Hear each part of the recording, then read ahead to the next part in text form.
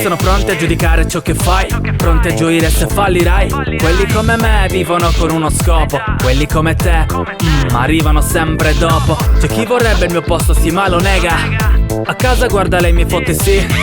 Scusate se a volte cado nella volgarità, superando i limiti dell'indecenza. Ho sempre fatto rap in questa città senza che nessuno si accorgesse della mia esistenza. Non mi sono perso d'animo, ho fatto di tutto affinché non cadessi nel baratro. Successo mediatico, mi volevano in un angolo, ma non possono affondare un transatlantico.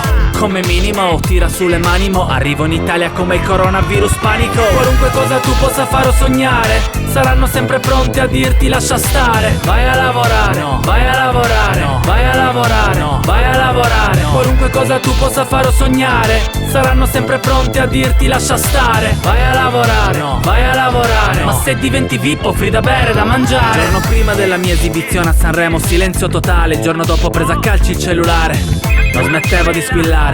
Ma com'è che adesso tutti mi vogliono intervistare? Bella Kuma spacchi, io l'ho sempre saputo. Dai e dacci dentro, ora ci prendiamo tutto. Ti seguo da quando avevo 10 anni, ti ascoltavo insieme a Flintstone, Fred e Barney. Il successo non è mai arrivato, ma la gelosia vi porta a dire frasi tipo è già cambiato. È vero, mi sono levato l'abito, messo la tuta. Serve la pazienza di Madre Teresa di Calcutta.